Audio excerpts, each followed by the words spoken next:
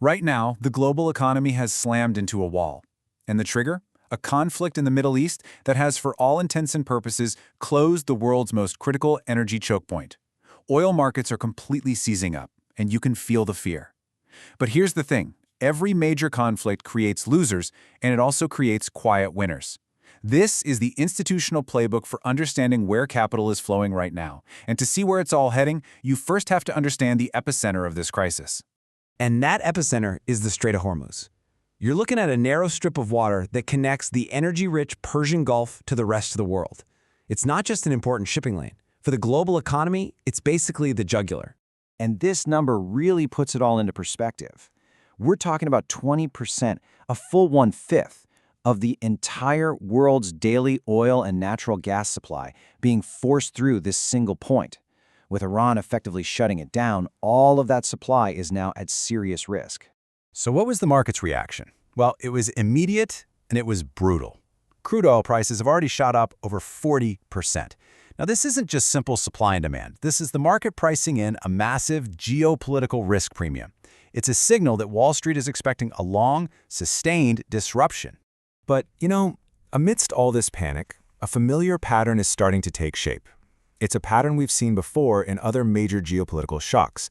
Think about the oil spikes during the Gulf War or the big rally in defense stocks right after 9/11. Capital rotates, and it rotates predictably. The key is understanding that playbook. So let's start with the first, and maybe the most obvious, winner.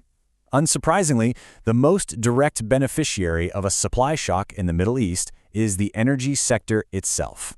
And we're not just talking about a temporary price spike here.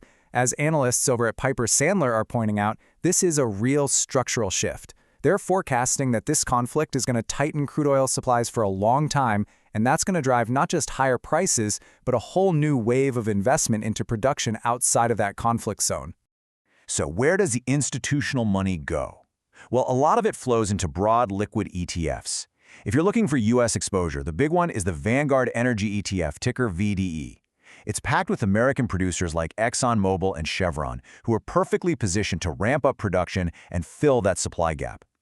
For a more global view, there's the iShares Global Energy ETF, ticker IXC. That one gives you exposure to the big international players like Shell and BP, whose operations are mostly outside the immediate conflict zone. And really, at the heart of these funds, you find the supermajors. I'm talking about companies like ExxonMobil and Chevron, with their enormous scale and their integrated operations. I mean, from drilling all the way to refining, they are just fundamentally built to make money in a high-price environment. They become the default destination for capital looking for safety and upside in the energy space. All right, that's energy, but where else is the money flowing?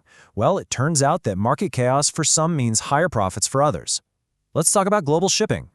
Okay, to really get this, there's one key term you have to know: ton-mile demand. It actually sounds more complicated than it is. You just multiply the amount of cargo being shipped by the distance it has to travel. And this is so crucial because even if the amount of oil being shipped stays the same, forcing it to travel a longer distance dramatically increases the demand for ships. And this is where it all comes together. With the Strait of Hormuz blocked, tankers and cargo ships are forced onto much longer routes. We're talking all the way around Africa in some cases. This means longer voyages, more fuel burned, and higher insurance premiums. And what does all that do? It gives shipping companies immense pricing power. They can suddenly charge a whole lot more for their services. So if you're looking for a way to track this trend, the SonicShares Global Shipping ETF, ticker BOAT, is a really direct way to get pure play exposure. It holds a basket of global maritime companies that are the direct beneficiaries of this new high-rate environment. And within this sector, you've got giants like Maersk, which is really a bellwether for all of global trade. Their massive operations are a direct reflection of this new reality. And then you have firms like Navios Maritime Partners, which are a little different. They actively use their diverse fleets to capitalize on these kinds of disruptions and lock in much higher charter rates. So, we've seen the winners. But that begs the question, where is all this capital flowing from? Well, that brings us to the sector that's facing a perfect storm right now: aviation. You see, airlines are fighting a war on two fronts. On one hand, you have total operational chaos. Key flight paths between Europe and Asia are now closed, which forces incredibly costly and complex rerouting. And on the other hand, you've got a direct hit from soaring costs. That surge in crude oil translates directly into higher jet fuel prices, which happens to be their single biggest expense. And when we talk about operational chaos, we are not exaggerating. Just look at this number. To put some scale to it, more than 21,300 flights have already been canceled across major regional hubs, with thousands more being rerouted. But the cost side? That's where it gets truly staggering. According to analyst Peter McNally, for a huge airline like Delta, a tiny 10% jump in fuel prices could add $1 billion to its annual expenses. For an industry that already operates on razor-thin margins, that is just a catastrophic blow. Okay, so we've gone from the initial fear of the crisis to a framework for actually understanding the market's reaction. Now let's put it all together. So what does this all boil down to? What is the institutional playbook for a Middle East supply shock like the one we're seeing play out in 2026? Well, this table really illustrates the core capital rotation perfectly. Money flows out of sectors that are just getting crushed by high fuel costs and logistical nightmares, like aviation, which you can track with an ETF like JETS. And where does it go? It flows into the sectors that directly benefit from supply constraints and higher prices, like energy and shipping, represented here by VDE and BOAT. It's a classic rotation. Now, just a quick reminder, this explainer is for educational and informational purposes only.